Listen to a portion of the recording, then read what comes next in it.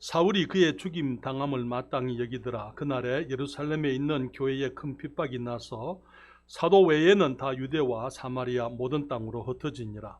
경건한 사람들이 스데반을 장사하고 위하여 크게 울더라. 사울이 교회를 잔멸할새 각 집에 들어가 남녀를 끌어다가 옥에 넘기니라. 그 흩어진 사람들이 두루 다니며 복음의 말씀을 전할새 빌립이 사마리아 성에 내려가 그리스도를 백성에게 전파하니 무리가 빌립의 말도 듣고 행하는 표적도 보고 일심으로 그의 말하는 것을 좇더라. 많은 사람에게 붙었던 더러운 귀신들이 크게 소리를 지르며 나가고 또 많은 중풍병자와 안전병이가 나으니 같이 읽습니다. 그 성에 큰 기쁨이 있더라. 아멘. 11장입니다. 11장 19절부터 21절까지 천천히 같이 읽도록 하겠습니다. 11장 19절부터 21절까지 같이 읽습니다. 때에 스데반의 일로 일어난 환란을 인하여 흩어진 자들이 베니게와 구브로와 안디옥까지 이르러 도를 유대인에게만 전하는데 그 중에 구브로와 구레네 몇 사람이 안디옥에 이르러 헬라인에게도 말하여 주 예수를 전파하니 주의 손이 그들과 함께 하심에 수다한 사람이 믿고 주께 돌아오더라. 아멘. 기도합니다. 아버지 하나님, 이 시간 주님의 말씀을 통하여 저희들이 우리의 삶을 다시 한번 돌아보도록 도와주시옵소서. 주님, 우리에게 주 안에 거하라, 내 안에 거하라 말씀을 하셨고 우리가 주님 안에 거하게 되면은 주님의 열매를 맺게 하시겠다고 주님 약속하셨습니다. 이제 우리의 삶을 돌아보면서 우리가 우리 주님을 기쁘시게 해드리는 열매 맺는 삶을 위하여 우리가 좀 더 변화되어져야 될 우리의 자세들을 생각하게 하시고 우리가 하나님의 복되신 열매, 생명의 열매를 맺어가기에 부족함이 없도록 도와주시옵소서. 이 시간 주의 말씀을 축복하시고 사랑하는 성도들 한 분 한 분에게 주의 평강과 기쁨과 감사와 주를 향한 찬양이 넘치는 우리의 삶이 되게 하여 주시옵소서. 이 종이 주님을 앙무하오니 이 시간 온전히 성령으로 충만케 하시고 주의 능력으로 같이 하셔서 말씀을 감당케 하여 주시옵소서. 예수님의 이름으로 기도하옵나이다. 아멘. 자리에 앉으시겠습니다. 우리는 2021년 한 해 동안 내 안에 거하라 라고 말씀하신 주님의 말씀, 우리 요한복음 15장 4절 말씀을 우리가 주제 성구로 해서 이제 주님께서 우리에게 주신 약속들 그리고 주님의 명령을 함께 생각을 하고 있습니다. 우리가 주님 안에 거할 때 과실을 많이 맺겠다고 주님이 약속하셨지만은 또 우리가 만일 주님 안에 거하지 않으면은 우리는 홀로 가지가 과실을 맺을 수 없는 것처럼 우리는 아무것도 아무 열매도 맺지 못할 것이라고 주님이 말씀을 하고 있습니다. 또한 우리는 그동안 우리 하나님께서 우리가 과실을 많이 맺으면은 이 농부 되시는 우리 주님께서 영광을 받으시게 될 것이고 또 우리들이 주님의 제자로서의 성공적인 삶을 살게 될 것이라 하는 그런 말씀들을 우리가 생각을 했고요. 이제 그래서 우리가 과실을 많이 맺는다 하는 그것은 우리 하나님께서 우리에게 주신 부르심이다. 우리 주님의 부르심이다. 주님 말씀하시기를 너희가 나를 택한 것이 아니요 내가 너희를 택하여 세웠나니 이는 너희로 가서 과실을 맺게 하고 또 너희 과실이 항상 있게 하여 내 이름으로 아버지께 무엇을 구하든지 다 받게 하려 함이니라. 그렇게 주님이 말씀을 하셨습니다. 그렇기 때문에 우리가 진정으로 이 땅에서 살아가면서 주님께서는 우리를 과실을 위해서 부르셨다고 말씀을 하셨음에도 불구하고 현실적으로 주님을 향해서 주님의 열매를 많이 맺는 사람들이 없는 것을 우리들이 보게 되는 것입니다. 그래서 많은 그리스도인들이 주님을 사랑하고 교회를 사랑합니다.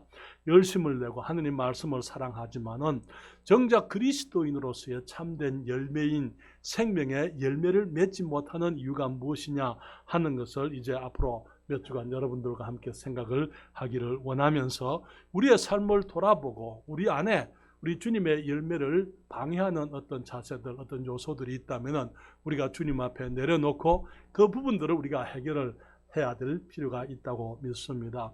사랑하는 여러분, 왜 우리가 그리스도 안에 거하면서 교회도 열심히 나오고 11조도 부지런히 우리가 헌금을 드리고 또 우리가 교회의 모든 행사에 열심으로 참여하지만은 왜 많은 그리스도인들이 실제로 정말 그리스도인으로서의 삶을 살아가면서도 정작 생명의 열매가 없는 나무만, 이파리만 무성한 나무처럼 열매가 없는 그런 삶을 살고 있느냐 하는 것이지요. 그 이유는요, 여러 가지 것을 함께 생각하겠습니다만 오늘 그 중에 하나를 생각한다면 많은 그리스도인들이 다른 영혼을 주님께로 인도하는 것을 자신의 일로 생각하지를 않는다는 것입니다. 다시 말하면 이 사람들에게 복음을 전하고 사람들을 주님께로 인도하는 것은 여기 어떤 훈련되어진 전문가들이 하는 것이다라고 생각을 하는 것이죠. 어제 전도사님과 함께 잠시 교제하면서 대화 중에 이런 얘기가 있었어요. 오늘날 교회에 있는 사람들이 모이게 되면은 두 부류의 사람들로 나뉘게 되는데 섬기는 자들과 섬김을 받는 자들로 구별이 된다, 그렇게 얘기를 했습니다. 목사나 전도사나 집사님이나 이런 직분을 맡은 사람들은 소수의 일꾼들로서 섬기는 사람들이 되고 나머지 사람들은 섬김을 받는 사람들로 생각하는 그런 경향들이 많이 있다는 것이죠. 그렇지만 솔직히 여러분들에게 말씀을 드리고 감사하는 것은요, 우리 교회는 그러지를 않습니다. 모든 분들이 섬기려고 하고 있고 또 섬기고 있는 것을 제가 잘 알고 있습니다. 그렇지만 우리가 교회 안에서 예배 중에 특별히 섬김을 받는 분이 있다면 우리 하나님의, 그렇죠, 우리 모두가 섬기는 자가 돼야 되고 우리 하나님께서 섬김을 받는 자들이 돼야 되고 우리 모든 성도들이 주님을 섬기는 예배자들이 되어야 한다는 것입니다. 예배 중에 우리가 맡은 여러 역할은 다룰 수 있지만 우리 모두가 주님 한 분을 섬기는 예배를 드리는 것입니다. 그리고 서로를 섬기고 사랑하는 이 성도의 교제 가운데 우리들이 서로를 사랑하고 섬기고 있는 것이죠.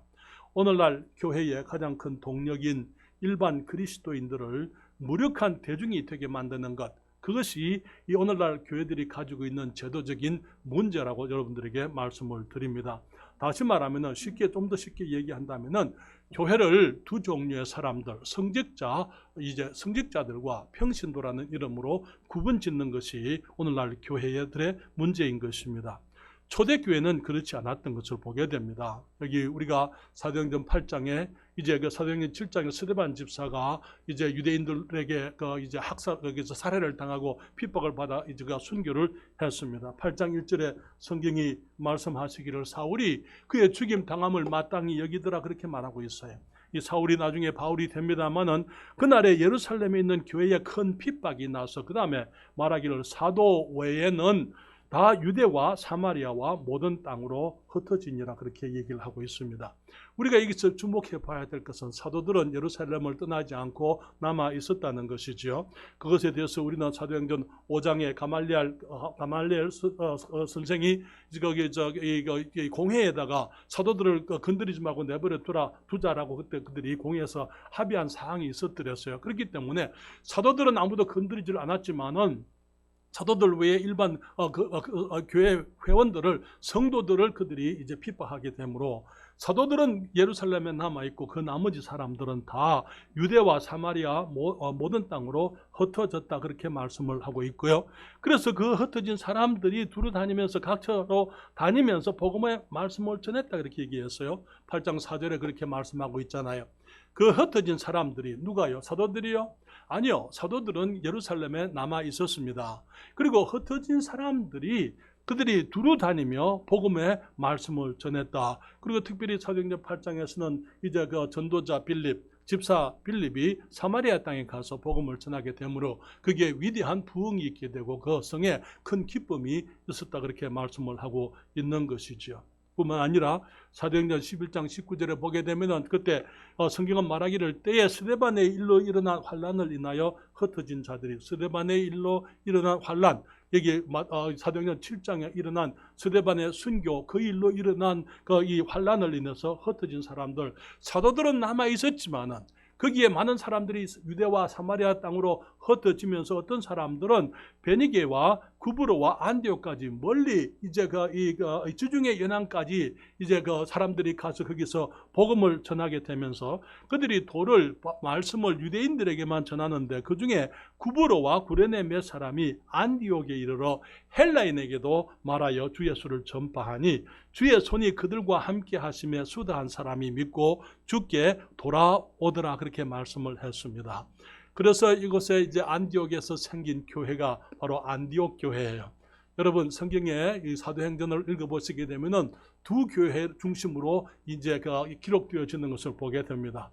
12장 이전에는 예루살렘 교회를 중심으로 기록이 됩니다. 그러나 이제 13장부터는 이제 이 안디옥 교회를 중심으로 해서 이 사도행전이 기록되는 것을 보게 되는 것이죠. 왜냐하면은 이 안디옥 교회에서 바나바와 바울을 따로 세워서 이제 선교를 보내게 됩니다. 안디옥 교회는 여러 측면에서 신약 교회의 전형이다 그렇게 말할 수 있어요. 예루살렘 교회가 아니에요.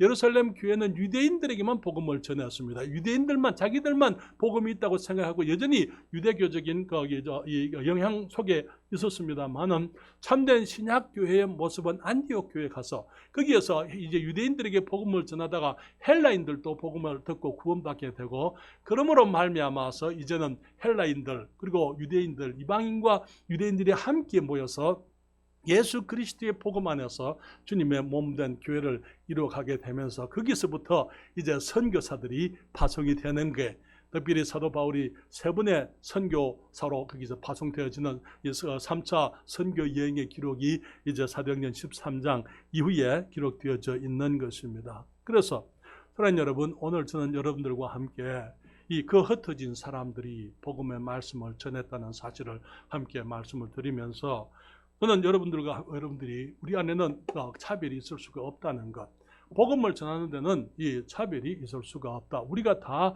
그리스도의 가지들이다라는 사실을 여러분들에게 말씀을 드리고자 하는 것입니다. 포도나무 가지에 열매를 맺어야 할 가지와 맺지 않아도 되는 가지가 있는 것이 아닙니다. 우리는 모두가 직분을 맡은 사람들이든지 직분을 맡지 않은 사람들이든지 모두가 다 그리스도의 가지들입니다. 그렇기 때문에 이제는 우리 모두가 주님을 위해서 과실을 생명의 열매를 맺어야만 하는 것이지요. 주님 말씀하시기를 요한복음 15장 5절에 나는 포도나무요 너희는 너희 중에 얼마는 아니고 너희는 가지니 저가 내 안에 내가 저 안에 있으면 이 사람은 과실을 많이 맺나니 나를 떠나서는 너희가 아무것도 할 수 없습니다. 주님 말씀하시기를 우리가 주님 안에 거하고 주님이 그 말씀이 우리 안에 거하게 되면은 우리가 과실을 많이 맺게 되는데 그건 자연적인 거죠. 가지가 하는 건 아니고 나무가 그렇게 하게 되는 것입니다.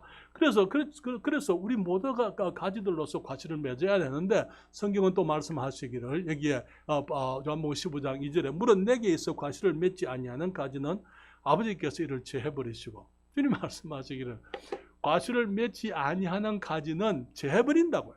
그리고 무릇 과실을 맺는 가지는 더 과실을 맺게 하려 하여 이를 깨끗게 하시느니라. 사랑하는 여러분, 너무나 많은 사람들이 주님을 사랑하고 주님을 좇고 주님께 헌신되어진 삶을 살아가다가 나중에는 시들어버리고 믿음이 이제 죽어버리고 주님을 떠나가게 되고 정말 이제는 그리스도인답지 못한 삶을 살아가는 그런 사람들을 우리가 많이 보게 됩니다. 문제가 무엇입니까? 많은 문제들을 우리가 얘기할 수 있어요.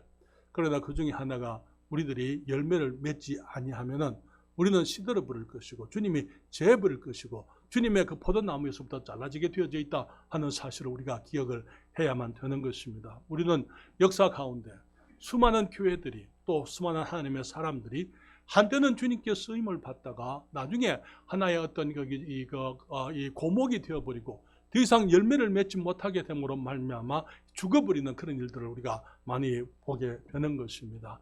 사랑하는 여러분, 주님께는 여기에 포도나무 가지는 오래된 가지도 있고 어린 가지들도 있습니다. 그렇지만 어린 가지들은 열매를 맺을 수 없는 게 아니에요. 모든 가지에서 어린 가지는 어린 가지의 열매가 맺어져야만 되는 것입니다. 나이가 오래된 가지는 오래된 가지의 열매가 맺어져야만 되는 것입니다. 만약에 열매가 없는 가지가 있다면 주님이 제하시겠다고 이렇게 말씀을 하고 있는 것입니다. 여러분, 교회 안에 성직자와 평신도를 구분하는 것은 사탄이 교회에 가져온 가장 성공적인 기만술이었다 이렇게 여러분들에게 말씀을 드립니다. 주님을 위해서 열매를 맺어야 할 대부분의 가지들이 열매를 맺지 못하도록 열매를 맺으려고 하는 소원을 가지지 못하게 만드는 것이 바로 이 교회 안에 성직자와 평신도를 구분하는 사탄의 정책이었다고 말씀을 드리는 것입니다. 초대교회는 여기에 사도들이 복음을 전했어요. 사도들만 복음을 전한 게 아니잖아요. 그리고 실제로 우리가 이 사마리아에 일어난 그 부흥은 이 빌립 집사를 통해서 일어났다는 거 우리가 알고 있습니다. 빌립 집사를 통해서 에티오피아 내시에게 복음이 전해지게 되고 에티오피아에 복음이 들어가게 되는 것입니다. 그리고 오늘 우리가 본 것처럼 안디옥 교회, 그 위대한 교회가 생기게 될 때 어떤 사도가 가고 어떤 제자들이 가서 한 것이 아니고 이 스데반의 일로 예루살렘에 일어난 그 핍박으로 인해서 흩어진 사람들이 복음을 전할 때에 그 사람들을 통해서 위대한 교회가 이루어지게 된 것이지요. 초대교회는 그리스도인들에게, 믿음의 사람들에게는 힘든 시대였더랬습니다. 로마 정부와 유대인들로부터 그리스도인들이 많이 핍박을 받았더랬어요. 그리스도인들이 핍박을 받으면 받을수록 복음은 더욱더 널리 퍼지게 되고 더 많은 사람들이 주님을 영접하게 되고 기독교가 확장되게 되었더랬습니다. 그때 이제 4세기 초에 등장한 콘스탄틴이 기독교의 세력을 힘입어 분열되어진 로마를 통일하게 되는데요. 그는 313년에 기독교에 대한 관용령을 내리게 됩니다. 그러면서 이제 이전에 10명의 황제들이 기독교를 박해를 했고 이제 기독교에 대해서 정말 이제는 성경을 말살하고 그들의 재산을 정몰하고 그들이 정말 거기 함께 살 수 없도록 쫓아내버리고 그러던 그 모든 정책들을 다 철회하고 유화 정책을 펴게 되는 것입니다. 그러면서 기독교를 로마의 국교로 삼게 되고 목사와 감독과 장로들을 이제는 정부의 시녀들로 만들게 되었더랬어요. 그것이 이제 이 313년 이후에 생긴 큰 변화였더랬어요. 교회 안에 성직자, 다시 말하면 전문가들이 이제는 이제 교회 안에 사제들이라는 그룹들이 생기게 됩니다. 그러면서 교권주의가 시작이 되고 교회 안에 이제는 계급이 생기게 되는 것이죠. 그래서 이제 전문적으로 이제 교회 안에서 일하는 사람들과 그냥 일반 그리스도인들, 일반 교회를 다니는 교인들을 구분하게 되는 일이 그때 생기게 된 것이지요. 그때 콘스탄틴이 그의 기독교에 대해 붙인 이름이 가톨릭이라는 이름이었더랬어요. 가톨릭이라는 그 말은 전체 교회, 우주교회라는 그런 의미입니다. 다시 말하면 모든 교회가 이 콘스탄틴 황제의 권위 아래 있게 됨을 의미하는 것이었더랬어요. 로마 제국의 핍박에서 믿음을 지켜온 교회가 로마 제국이 베푸는 호의로 인해서 부패하게 되고 변질되게 되고 타락하게 되는 것을 우리가 역사를 통해서 보게 되는 것입니다. 그러면서 교회의 변질과 이제 그 변질된 교회 천주교회로 인해서 이제는 온갖 이 비성경적인 교리들이 생겨나게 됐더랬어요. 물론 1517년에 루터의 종교개혁 이후에 그때 이제 개신교회가 나왔습니다만은 사실은 주님의 교회는 천주교회가 주님의 교회가 아니에요. 주님의 교회가 콘스탄틴의 이제 그 명령에 의해서 325년에 니케아 종교회의가 있어서 그때에 거기에 함께 하지 아니한 주님의 사람들이 그때 있었더랬어요.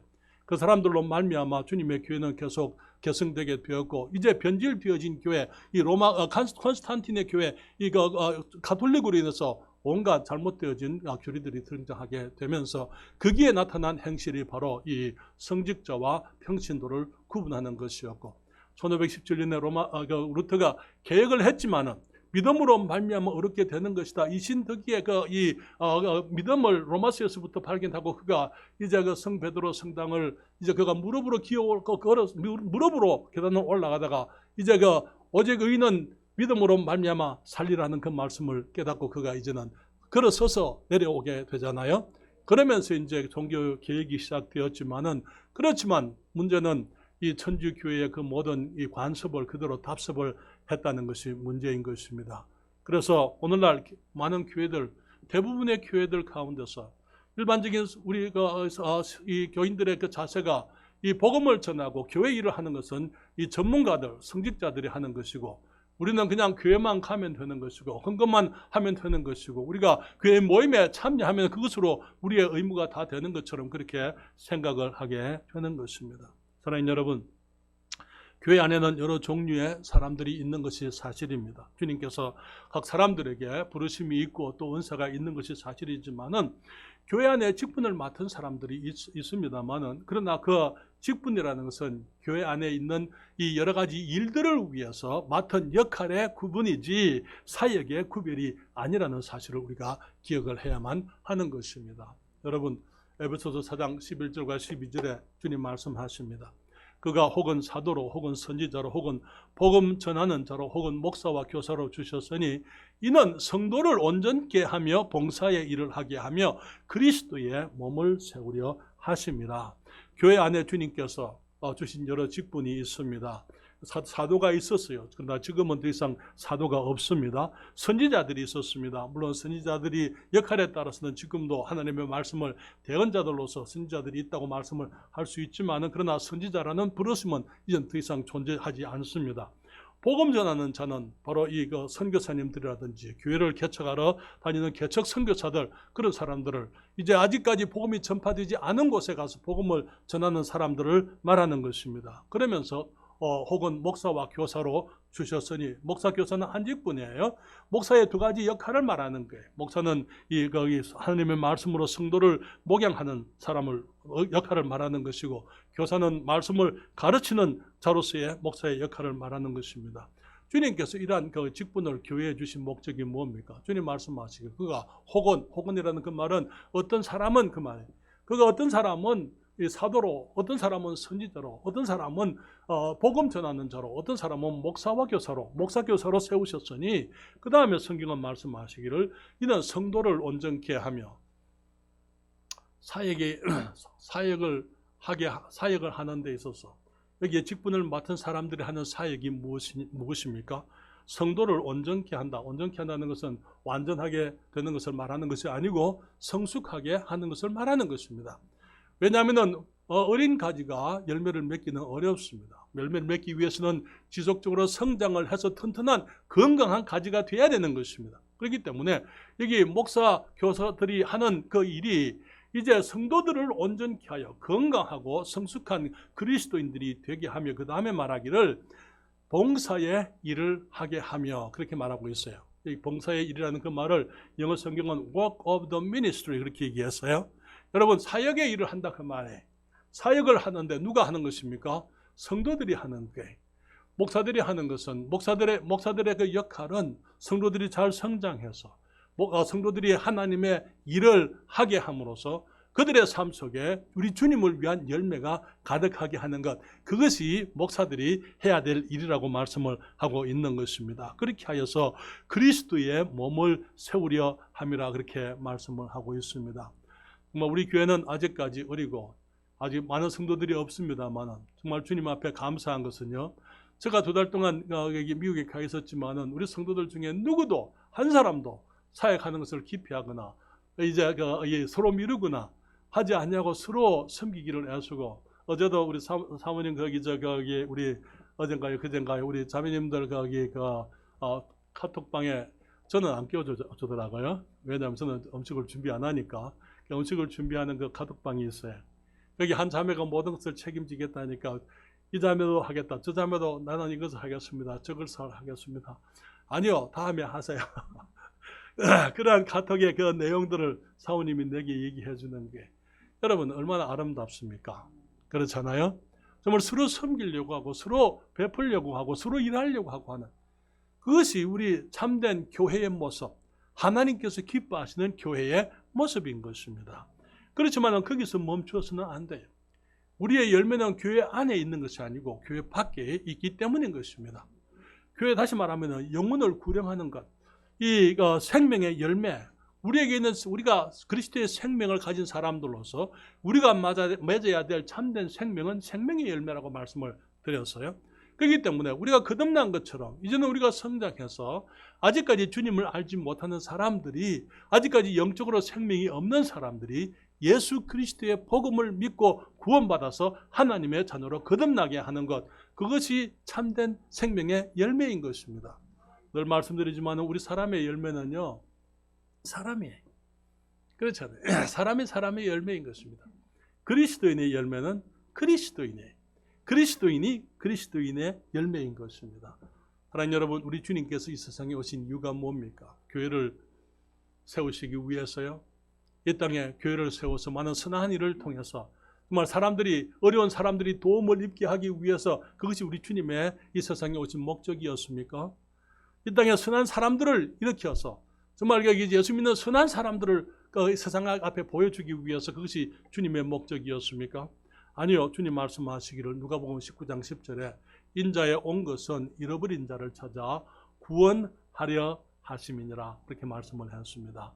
여기에 주님이 오신 것은 잃어버린 자를 찾아서 구원하는 것, 영혼이 구원받는 것, 그것이 우리 주님께서 하늘을 떠나서 이 땅에 오신 목적이라고 말씀을 하고 있는 것입니다. 그리고 주님께서 우리의 죄를 홀로 담당하시고 십자가에서 고통을 받으시고 난 이후에 주님이 십자가에서 무덤에 장사하시고 부활하셔서 주님이 제 아들에게 오신 그 첫날 저녁에 이 요한복음 20장 21절로부터 23절에 주님 말씀하시기를 예수께서 또 가라사대 너희에게 평강이 있을지어다. 아버지께서 나를 보내신 것 같이 나도 너희를 보내노라. 이 말씀을 하시고 저희를 향하사 숨을 내쉬며 가라사대 성령을 받으라. 너희가 네 죄든지 사하면 사여질 것이요 네 죄든지 그대로 두면 그대로 있으리라 하시니라. 그러나 여러분 주님께서 우리들에게 맡기신 사역이 여기에 주님께서 이 땅에 오신 것처럼 아버지께서 그 아들 예수님을 이 땅에 보내신 것처럼 그 보내신 목적이 무엇입니까? 교회를 세우는 게 아니에요. 영혼들이 구원받는 것입니다. 잃어버린 영혼들이 구원받는 그것을 위해서 나도 너희를 보내노라 말씀을 하시고 저희를 향하사 숨을 내쉬며 성령을 받아라. 왜냐하면 우리 힘으로는 할 수가 없기 때문에 성령님을 우리에게 주시면서 우리가 나가서 복음을 전하고 누구 죄든지 사하게 되면 사야지게 될 것이다. 그리고 어디 죄든지 그대로 두면 그대로 있으리라.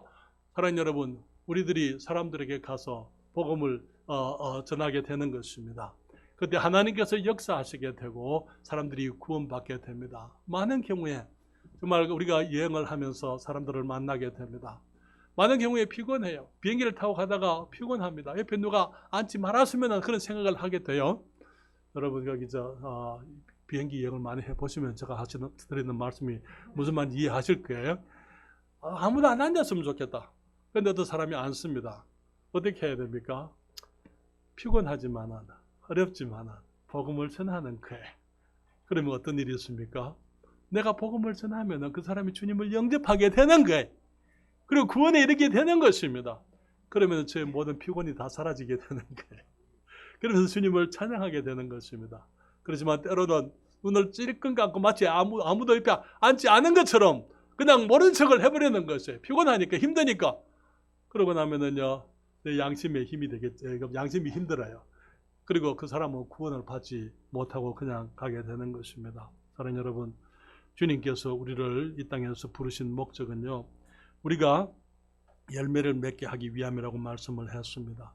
요한복음 15장 8절 너희가 과실을 많이 맺으면 내 아버지께서 영광을 받으실 것이요 너희가 내 제자가 되리라. 우리 16절에 우리 잘 아는 것처럼 너희가 나를 택한 것이 아니요 내가 너희를 택하여 세웠나니 이는 너희로 가서 과실을 맺게 하고 또 너희 과실이 항상 있게 하여 내 이름으로 아버지께 무엇을 구하든지 다 받게 하려 함이니라. 여러분 그렇기 때문에 우리 모두가 다 주님의 가지로서 우리는 모든 가지가 우리가 다 주님의 열매를 과실을 맺어야 한다고 여러분들에게 말씀을 드립니다. 주님의 약속이 무엇입니까? 우리가 주님 안에 거하면은 과실을 맺겠다 하신 것이죠. 우리 요한복음 15장 4절과 5절에 내 안에 거하라 나도 너희 안에 거하리라. 가지가 포도나무에 붙어 있지 아니하면 절로 과실을 맺을 수 없음 같이 너희도 내 안에 있지 아니하면 그러하리라. 나는 포도나무요 너희는 가지니 저가 내 안에 내가 저 안에 있으면 이 사람은 과실을 많이 맺나니 나를 떠나서는 너희가 아무것도 할 수 없습니다. 사랑하는 여러분, 주님께서 우리가 주님의 가지로서 붙어 있으면 과실을 맺게 하시겠다고 말씀을 합니다. 주님께서 과실을 맺고 싶어도 우리 가지가 주님 앞에 주님께 붙어 있지 않으면 과실을 맺을 수가 없는 것입니다. 사랑하는 여러분, 우리가 주님 안에 거할 때 저는 여러분에게 거한다는 말의 의미가 무엇인지 여러 번 말씀을 드렸어요. Abide in me, 내 안에 거하라는 그 말은 주님 안에 머물러서 산다. 거기에서 떠나지 아니하고 계속 남아있다라는 의미라고 여러 번 말씀을 드렸어요. 그래서 우리들이 주님의 은혜 안에서 주님께 붙어 있을 때 교회 안에서 생활하게 되고 말씀 안에서 생활하게 되고 우리가 주님이 주신 명령들, 그 주님이 주신 계명을 따라 주님을 사랑하고 살아가게 될 그때에 우리의 삶 속에 자연스럽게 열매가 나타나게 되는 것입니다. 우리는 그동안의 인격의 열매에 대해서 우리가 함께 생각을 했습니다. 우리가 주님께서 우리에게 주신 이 신의 성품에 참여하는 그 특권, 우리가 신의 성품에 참여한 자로서 우리에게 맺어져야 될 인격의 특질들이 무엇인지 우리가 함께 생각을 해드렸어요. 이 인격의 열매가 나타나게 될 때에 이제는 그 생명의 열매가 나타나게 되는 것입니다. 오늘 우리 이호선 자매님이 아들 우리 김원호와 함께 우리 가운데 있습니다. 이지혜 자매님께서 맺은 생명의 열매입니다. 만약에 지혜자매 삶에서 그리스도인으로서의 인격의 열매가 나타나지 않았다면 이호선 자매가 지혜자매가 전하는 생명의 복음을 받아들이려고 하지 않았을 거예요. 지혜자매 삶 속에 믿는 사람으로서의 그런 모습을 보았기 때문에 많은 사람들이 입술로는 주님을 시인하지만 생활에 열매가 없기 때문에 사람들이 주님께 나오지 못하는 것을 보게 되는 것입니다. 그러나 인격의 열매만 가지고는 충분치를 않아요. 그 다음에 생명의 열매로 나타나야만 되는 것입니다. 그러나 여러분, 이 주님 안에 거한다는 것은 우리가 잘 아는 것처럼 주님의 말씀에 순종하는 것을 의미하는 것입니다. 요한복음 15장 10절에 주님이 말씀하세요. 내가 아버지의 계명을 지켜 그의 사랑 안에 거하는 것 같이 너희도 내 계명을 지키면 내 사랑 안에 거하리라 그렇게 말씀을 했습니다. 주님께서 아버지 안에 거했다고요. 어떻게 해요? 주님의 아버지의 명령을 계명을 지켜서 그분의 사랑 안에 거하셨다고요. 그렇기 때문에 아버지의 뜻을 행하기 위해서 십자가까지 가셨던 것입니다. 우리는 주님이 겟세마네 동산에서 기도하셨던 그 기도를 우리가 잘 알고 있습니다. 주님이 기도하실 때에 땀이 핏방울이 되어서 피를 쏟으시면서 얼굴에 피를 흘리시면서 주님께 아버지께 주님이 기도하셨잖아요. 아버지의 할 수만 있으면 이 잔을 내게서 지나가게 하옵소서. 그렇지만 나의 원대로 마옵시고 아버지의 뜻대로 되기를 원하나이다. 그것이 우리 주님의 기도였더랬습니다. 사랑하는 여러분, 우리가 이 땅을 살아가면서 우리가 이제 우리의 이웃들에 대해서 관심을 가져야만 되는 것입니다. 우리가 이웃들에게 복음을 전해야만 되는 것입니다.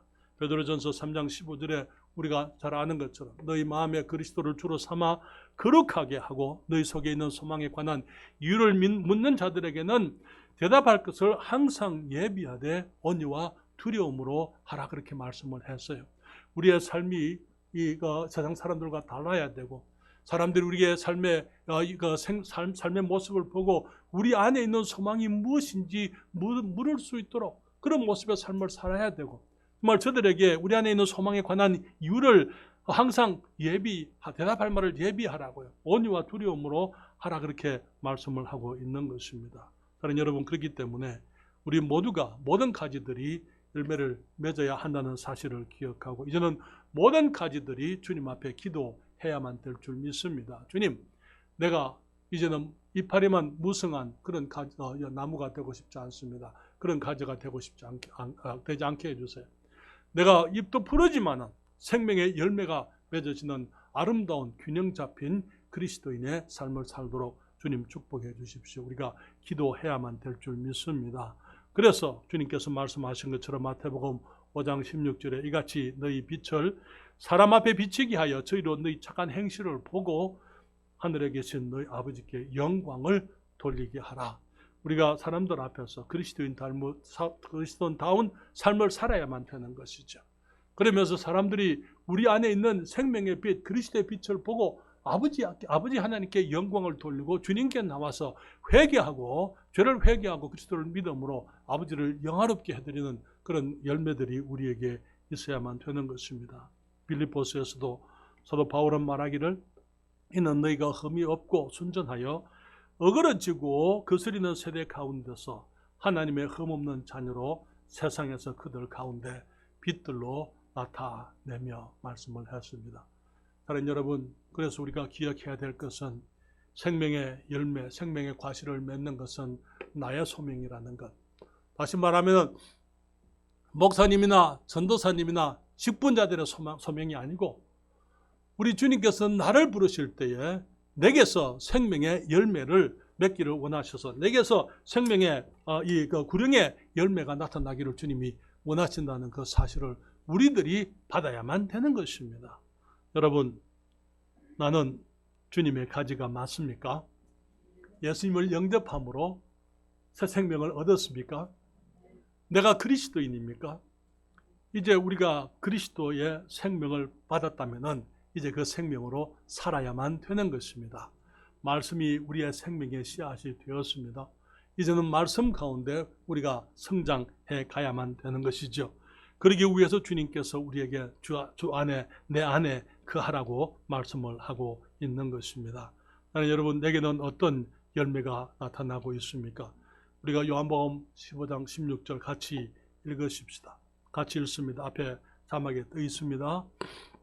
같이 읽습니다. 너희가 나를 택한 것이 아니요 내가 너희를 택하여 세웠나니 이는 너희로 가서 과실을 맺게 하고 또 너희 과실이 항상 있게 하여 내 이름으로 아버지께 무엇을 구하든지 다 받게 하려 함이니라. 이 말씀이 마치 제3자에게 이 3인칭에게 하는 말씀으로 우리가 들리는데요. 이것을 우리가 1인칭으로 한번 얘기해 보십시다. 2인칭 다수로만 얘기하니까 나와 실제적인 연관이 없는 것처럼 그렇게 읽어지는데요. 우리가 너희라는 그 말을 내 이름을 넣습니다. 희원이가 나를 택한 것이 아니에요. 내가 희원이를 택하여 세웠나니 이는 희원이로 가서 과실을 맺게 하고 또 희원이 과실이 항상 있게 하여 내 이름으로 아버지께 무엇을 구하든지 다 받게 하려 함이니라. 여러분의 이름을 넣어서 다시 한번 읽어볼까요? 같이 읽습니다. 희원이가 나를 택한 것이 아니요 내가 희원이를 택하여 세웠나니 이는 희원이로 가서 과실을 맺게 하고 또 희원이 과실이 항상 있게 하여 내 이름으로 아버지께 무엇을 구하든지 다 받게 하려 함이니라.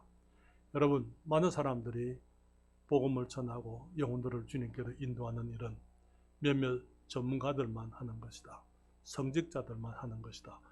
몇몇 부름받은 사람들이 이 사역으로 일로 생각을 합니다. 그러나 성경은 말하기를 주님께서 우리 모두를 주님의 가지들을 과실을 위해서 부르셨다고요. 그렇죠? 주님께서 여러분 한 사람, 우리 한 사람 한 사람을 주님의 열매, 과실을 많이 맺게 하기 위해서 또 과실이 항상 있게 하기 위해서 우리를 구별하셨고 우리를 부르셨다고 말씀을 하고 있는 것입니다. 사랑하는 여러분, 나의 삶 속에 주님의 열매에 대한 소망이 있으십니까? 주님, 나의 삶 속에서 주님을 위한 영원한 열매를 허락해 주십시오. 나의 삶 속에서 주님을 기쁘시게 해드리고 많은 사람을 유익하게 하는 주님의 열매가 내게 맺어지도록 주님 나의 삶을 도와주십시오. 여러분, 우리 주위에 어떤 사람들이 있습니다. 주님, 아무개도 예수님을 알아야 될 필요가 있습니다. 그에게 예수님을 알 수 있도록 주님 도와주십시오. 우리 주위에 있는 친구들, 학교 친구들, 또 이웃들, 우리의 직장에 있는 동료들, 우리 주위에 있는 많은 사람들, 우리들이 지금 있는 그 세상에 우리 주님께서 우리가 살아가는 그 세상에 우리를 심어 놓으셨어요. 그래서 예수 그리스도의 이름으로 그 사람들에게 복음의 열매를 복음을 전해서 복음의 열매가 우리의 삶 속에 맺어지기를 원하셔서 주님께서 우리에게 우리가 살고 있는 특수한 다른 사람이 살지 못하고 나만 살아가고 있는 그 특별한 환경과 우리의 배경을 주님께서 우리에게 허락해 주신 것입니다. 주님 앞에 주님, 내가 오늘 주님이 심어 놓으신 나의 세상 속에서 주님, 내가 사랑하는 사람들, 내가 알고 있는 사람들, 나만이 주님께로 인도할 수 있는 그 사람들에게 주님 생명의 열매를 맺기 위하여 복음을 전할 수 있도록 주님 나를 축복해 주십시오. 주님께 쓰임되기를 우리가 사모해야 될 줄 믿습니다. 우리 모두가 그리스도인들의 가지입니다. 그리스도의 가지입니다. 모든 가지가 다 열매를 맺어야 돼요. 한두 사람이 아닙니다. 이제는 주님의 가지로서 생명의 열매를 맺는 것이 나의 부르심이다 하는 그 사실을 우리가 깨닫고 주님 앞에 나와 주님이 저를 택하여 불러주신 것 감사드립니다. 이제는 나의 삶 속에 생명의 열매가 있게 하여 주십시오. 주님께 기도하시는 여러분 되시기를 바랍니다. 기도하겠습니다.